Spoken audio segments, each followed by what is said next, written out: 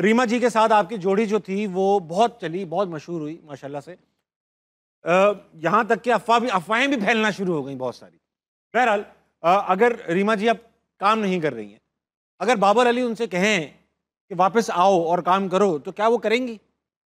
मेरे ख्याल से वो ज़्यादा डॉक्टर साहब से पूछेंगे अपने आप पूछेंगे, लेकिन आप कलीग हैं। मेरा कहना माने नहीं रखता ना। हाँ। और मैं क्यों कहूँगा, पहले तो ये बात है। क्यों नहीं कहेंगे आप यार? नहीं, मैं क्यों कहूँगा? एक्चुअली कोई अच्छा मुझे नहीं लगता कि वो इनकार करेंगी। अगर कोई ऐसा सब्जेक्ट आता है तो कोई भी हमारे जितने भी ये एक्टर्स हैं ये काम करना जानते हैं और अच्छा काम करते हैं, तो यकीनन वो अच्छी ऑफ़र पे कोई ना नहीं करता, कंसिडर होता है। और हमने काम किया भी, एक बदकिस्मती से काम चल रहा था वो निजी चैनल पे, वो चैनल ही बंद हो गया। ऐसा काम चला? वो ऐसा नहीं, बहुत अच्छा प्ले था। अच्छा। लेकिन वो नहीं चल सका तो वो बंद हो गया।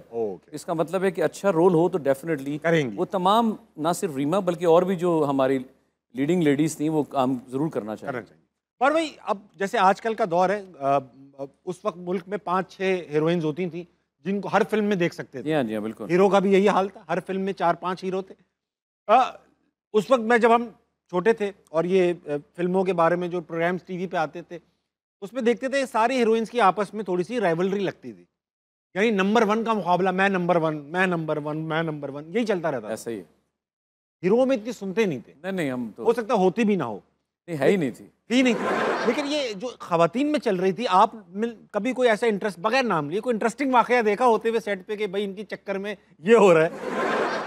ताबड़तोड़ हमले होते थे। अच्छा, हाथापाई? ओए बड़ा कुछ हुआ। कोई खास नहीं हुआ, मतलब एक फिल्म में गाना था।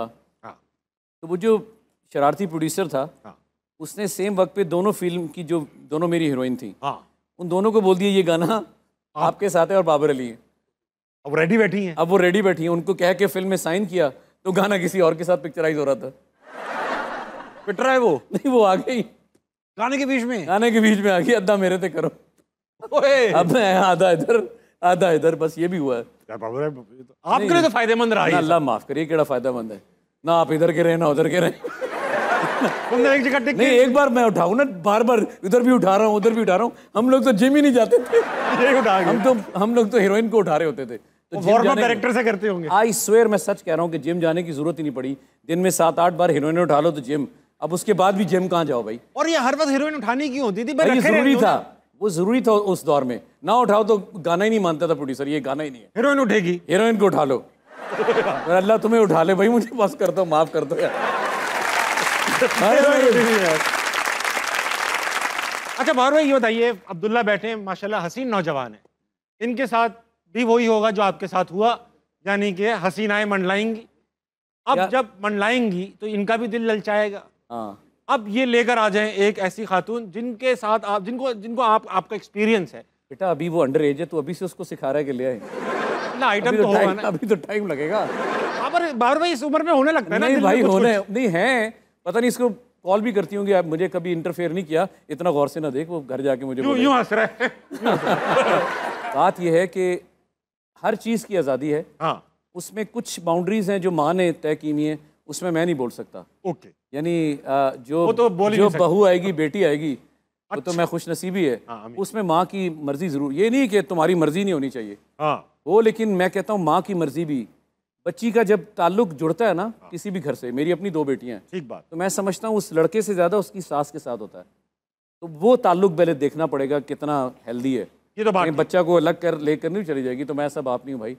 अच्छा बारो, ये तो बात आपकी ठीक है, हमारी अम्मी भी इसी तरह सोचती हैं। उनकी भी कोई फरमाइश नहीं है, बहू के लिए नहीं थी, शादी में कोई फरमाइश नहीं थी, एक थी बस। अच्छा, कि भाई जो ताबिश को पसंद आएगी ना, हाँ, उससे नहीं करनी। यार ये तो है, उससे नहीं करनी। हाँ, तो फिर पीछे क्या रह गया? बस यही तो। अच्छा तो एक बात बताएं, आप ना सिर्फ लड़के के बाप हैं, लड़कियों के भी बाप हैं माशाल्लाह। कल इंशाल्लाह उनको भी अपने घर जाना होगा। इंशाल्लाह। अपने दामाद में क्या खुसूसियात देखेंगे? अपने जैसी। अब आप सोचें, अब आप, मैंने यहाँ मेरी बहनें माएँ सब बैठी हुई हैं, बहुत से लोग मुझे देख रहे हैं, मैंने इतना बड़ा लफ्ज़ क्यों कहा?